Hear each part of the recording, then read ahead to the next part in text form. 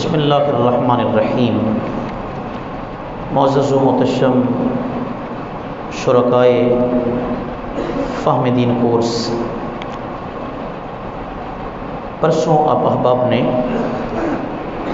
عقیدہ تقدیر کے متعلق کچھ سوالات پڑھے تھے، جس میں نے عرض کی تھی کہ تقدیر کی 3 اقسام ہیں۔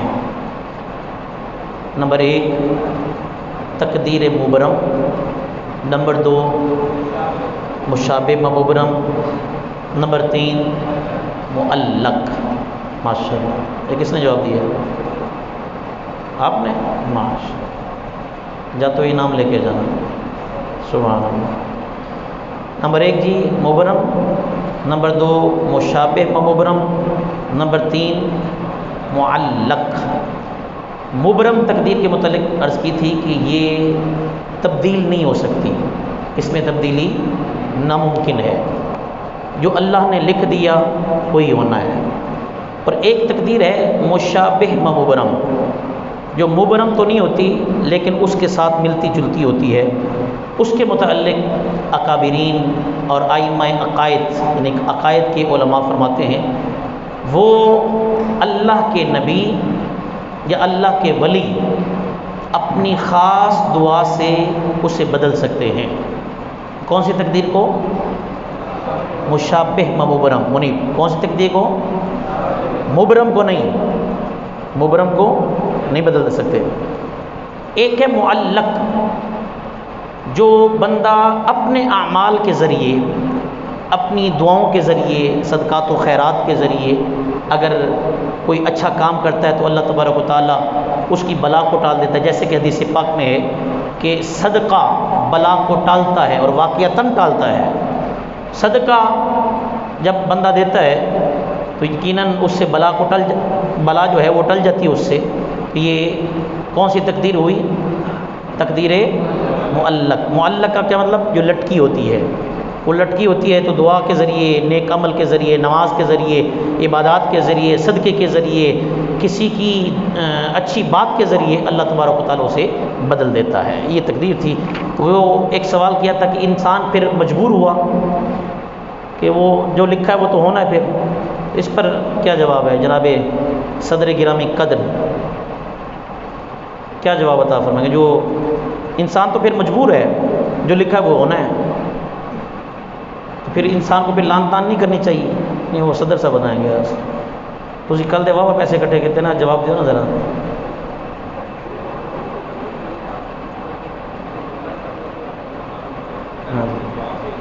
نہیں، سوال میرا یہ ہے کہ جب تقدیر میں لکھا جا چکا ہے کہ اس نے برا ہونا ہے، اس نے شقی ہونا ہے، اس نے فلاں جگہ مرنا ہے، اس نے، تو پھر ہم یہ تگ و دو جو کرتے ہیں یہ کیوں؟ تو انسان مجبور ہو گیا، پھر جو لکھا ہے وہی ہونا ہے۔ ہاں جی، سبحان اللہ۔ ہاں جی،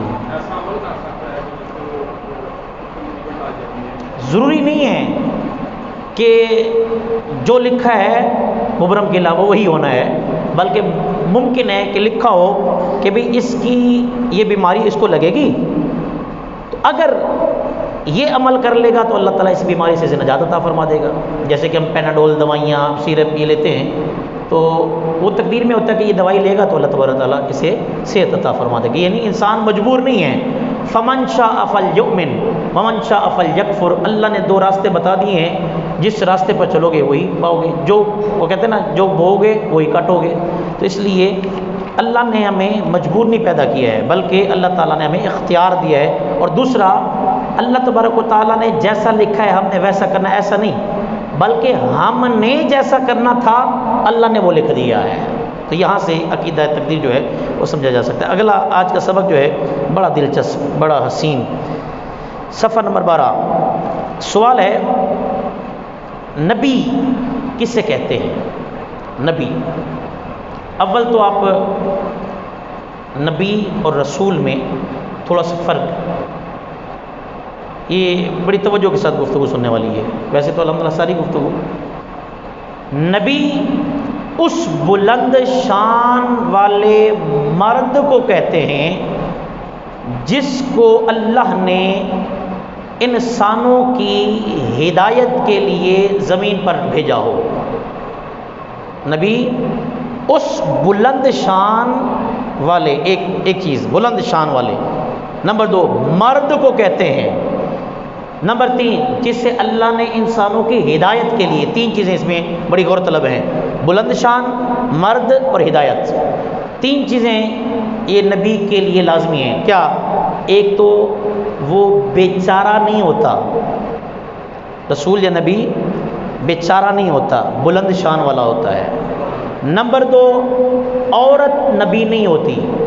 عورت پکی بات ہے، عورت نبی نہیں ہوتی. نمبر 3 نبی کی شان کیا ہے؟ وہ لوگوں کو ہدایت دیتا ہے، لوگوں کو ہدایت دیتا ہے. بڑی دلچسپ بات، اب مزہ آئے گا انشاءاللہ. ایک آیت ہے قرآن پاک کے اندر، وَوَجَدَكَ ضَالًّا فَہَدَىٰ. کون سی صورت ہے؟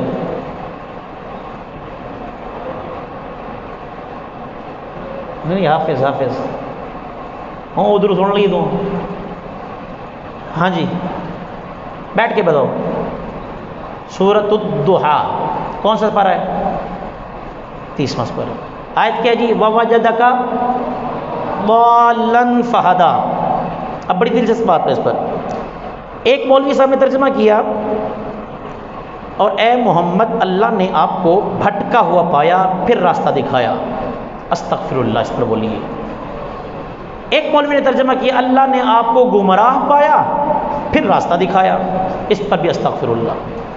ایک مولوی نے ترجمہ کیا، اللہ نے آپ کو گم کردہ راہ پایا پھر آپ کو راستہ دکھایا. ایسا بالکل نہیں ہے. تو ہم نے جب سوال کیا، بھئی آپ نے نبی کو گمراہ کہہ دیا، جبکہ نبی کی ڈیفینیشن یہ ہے کہ وہ لوگوں کی ہدایت کے لیے آتا ہے. اگر نعوذ باللہ ایک بندہ خود ہی گمراہ ہے، وہ لوگوں کی کیا ہدایت کرے گا؟ ایک بندہ خود بے نمازی ہے، لوگوں کو کیا نماز کا حکم دے گا؟ ایک بندہ خود داڑھی کٹواتا ہے، لوگوں کو کیا کہے گا؟ داڑھی رکھواؤ. ایک بندہ خود ہی امامہ نہیں پہنتا، دوسرے کو کیسے کہے گا؟ تو جس کی ہدایت کے لیے جو بات کر رہے ہو، جس کی تبلیغ کر رہے ہو، کم از کم اس کا عامل ہونا ضروری ہے. اب تم کہتے ہو نعوذ باللہ وَوَجَدَكَ ضَالًّا فَہَدَىٰ، اللہ نے آپ کو گمراہ پایا، نعوذ باللہ نبی گمراہ ہو گئے. ایسا نہیں ہے.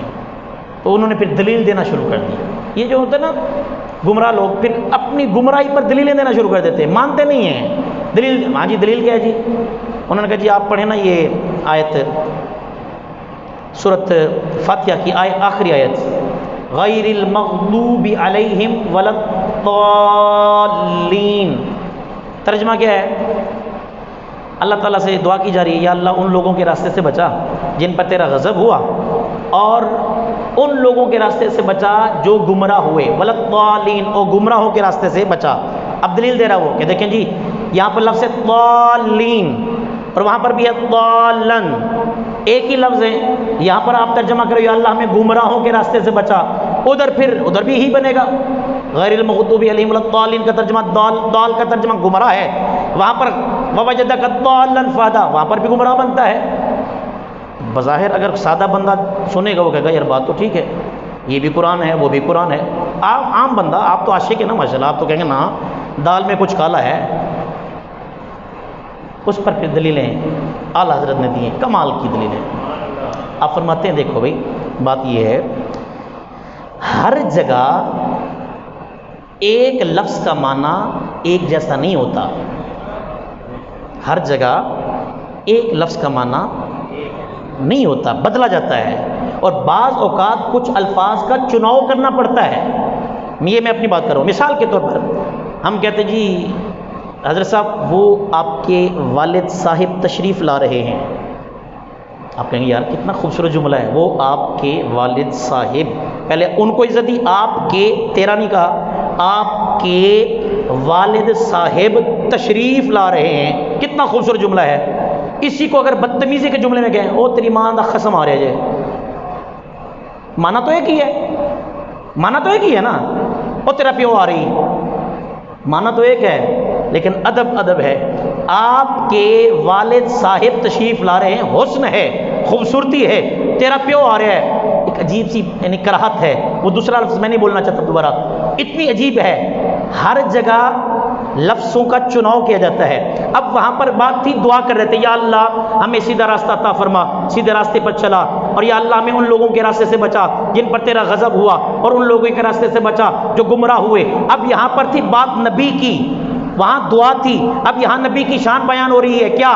وَالضُّحَىٰ، قسم ہے چاشت کی، وَاللَّيْلِ إِذَا سَجَىٰ، قسم ہے رات کے اس اندھیرے کی، نہیں قسم، عبدالعزیز محدث دہلوی فرماتے ہیں اس کا ترجمہ یہ ہے قسم ہے زلف مصطفیٰ کی جب سرکار اپنے چہرے سے ہٹایا کرتے تھے۔ آگے ساری تعریفیں چل رہی نا، اب یہاں پر آیا، اب لفظ تو وہی ہے طالن طالین، لفظ تو ایک ہی ہے، لیکن موقع کے حساب سے اعلیٰ حضرت فرماتے دیکھو، ایک لفظ ہوتا ہے انار، کیا ہوتا ہے جی؟ انار، الف نون الف را، الف نون الف را، کسے کہتے ہیں صدر صاحب؟ انار،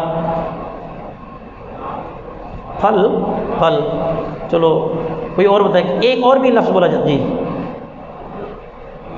شرلی، پٹاخہ، جو شب برات پر شادیوں میں بجایا جاتا ہے، ایک وہی لفظ ہے الف نون الف رے انار، الف نون الف رے انار، دونوں ایک ہے، لفظ ایک ہے، شکل ایک ہے، لیکن موقع اور محل دیکھ کر ترجمہ کیا جاتا ہے۔ اس کی مثال میں اپنی طرف سے پیش کر رہا ہوں، کسی ہسپتال میں آپ ہوں، اللہ نہ کرے کہ آپ کا کوئی مریض ہو، ڈاکٹر صاحب جناب پرچی پر لکھتے ہیں کہ اس کو پیناڈول بھی دے دو، اس کو ڈسپلن بھی دے دو، اس کو ٹریوکارڈ بھی دے دو، اس کو فلاں فلاں دے دو، ساتھ میں غذا کے لیے اس کو انار کھلاؤ، اور آپ جائیں جناب پاپڑ منڈی، وہاں سے پٹاخے ملتے ہیں، وہاں سے جناب اناروں کے وہ بجانے والے جناب ایک پوری پیٹی لیں اور جا کے مریض کو کہیں جی حضرت کھائیں، ڈاکٹر صاحب نے کہا ہے، انہوں نے بھی کٹنا مانو تو ڈاکٹر نے بھی کٹنا، انہوں نے کہا اللہ دے بندیا پٹاخہ ہے، زہر ہے، کیا کھلا رہا ہے اسے؟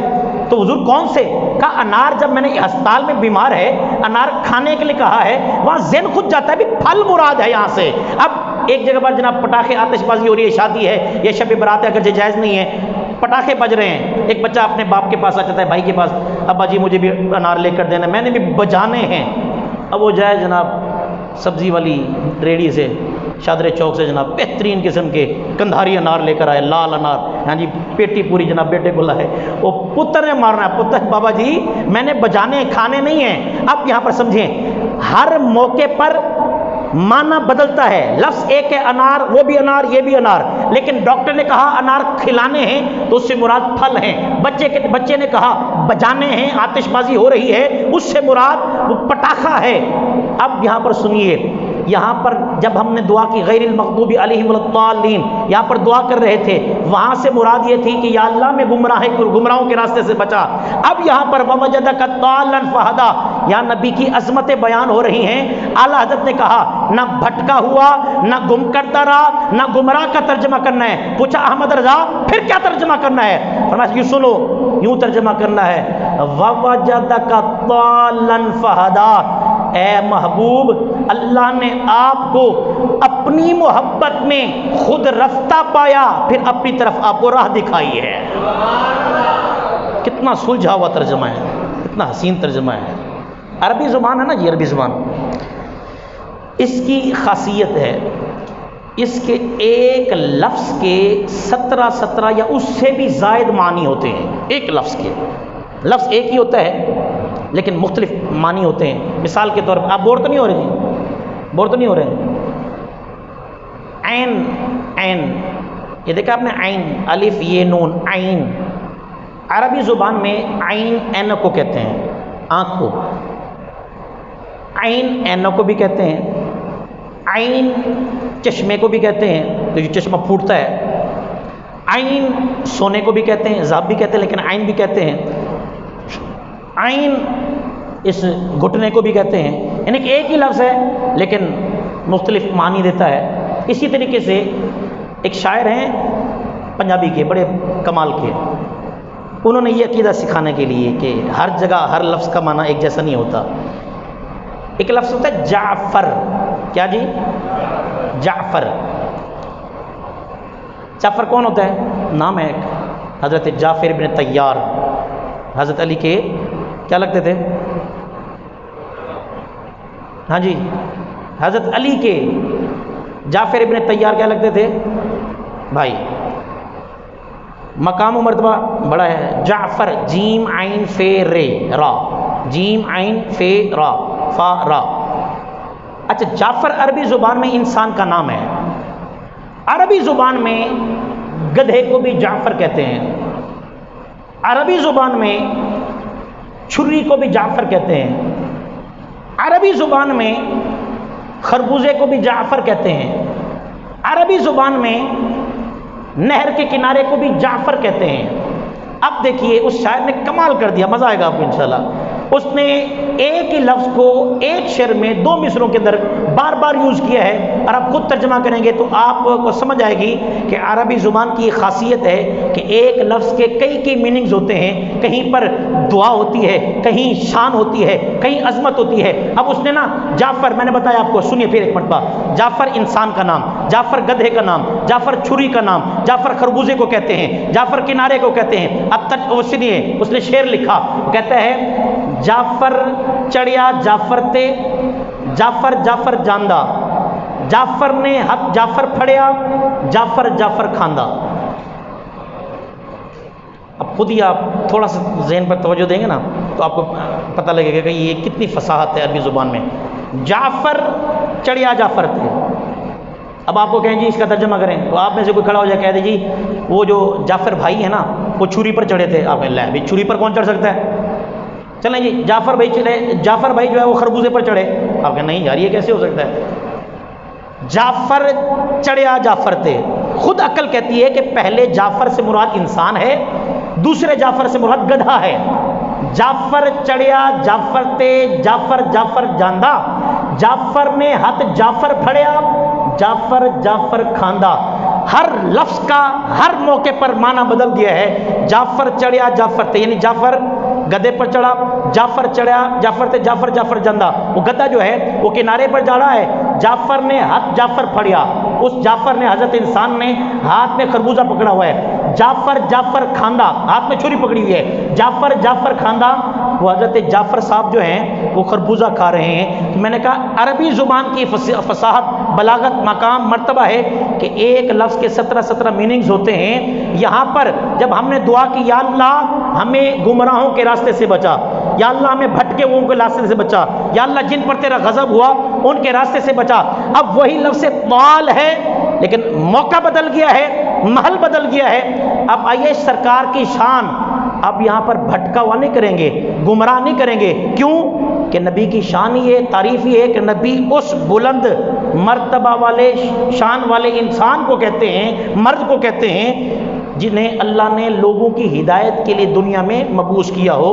تو اگر یہ ترجمہ کیا وَوَجَدَكَ ضَالًّا فَهَدَىٰ، اللہ نے آپ کو گمراہ پایا، آپ کہیں گے نا بھائی نبی کی شان ہے، یہاں پر لفظ گمراہ نہیں استعمال ہوگا، یہاں پر اعلیٰ حضرت کا دامن پکڑنا پڑے گا۔ آپ فرماتے ہیں اے محبوب اللہ نے آپ کو اپنی محبت پہ خود رفتہ پایا تو پھر راہ دکھائی ہے۔ آج کا سبق یہ 2-3 سوالات پڑھا کے اب انشاءاللہ ختم کرتے ہیں، آگے انشاءاللہ پھر پڑھیں گے۔ آج چونکہ کل خوانی بھی ہے، نبی کی ڈیفینیشن اللہ اکبر ایک رہ گئی جی، غیب کی خبریں بتانے والا نبی کا مطلب، اب اس پر انشاءاللہ پھر بات کریں گے۔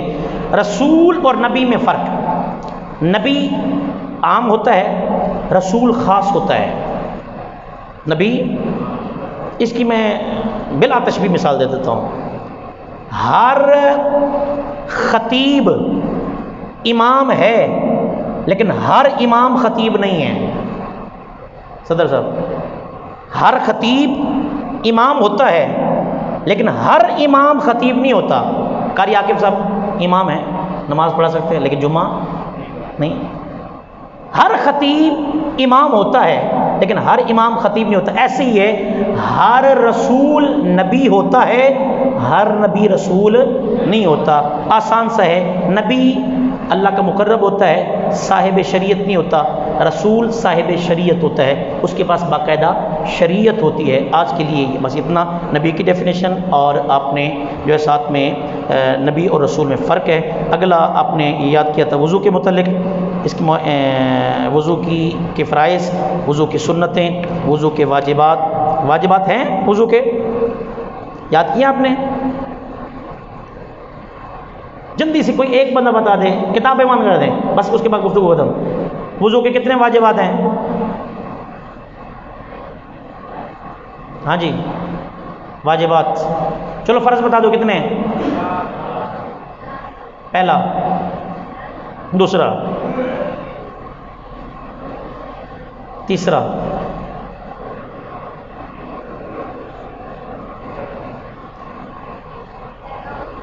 چوتھا۔ چلو جی، ہاں جی کوئی بتا سکتا ہے وضو کے واجبات کتنے ہیں؟ یہ کتاب دیکھ کر لینا، جلدی بتاؤ یار، کل خانی کرنی ہے، شروع کرنی ہے۔ کوئی بتا دے، انعام دوں گا 100 روپیہ۔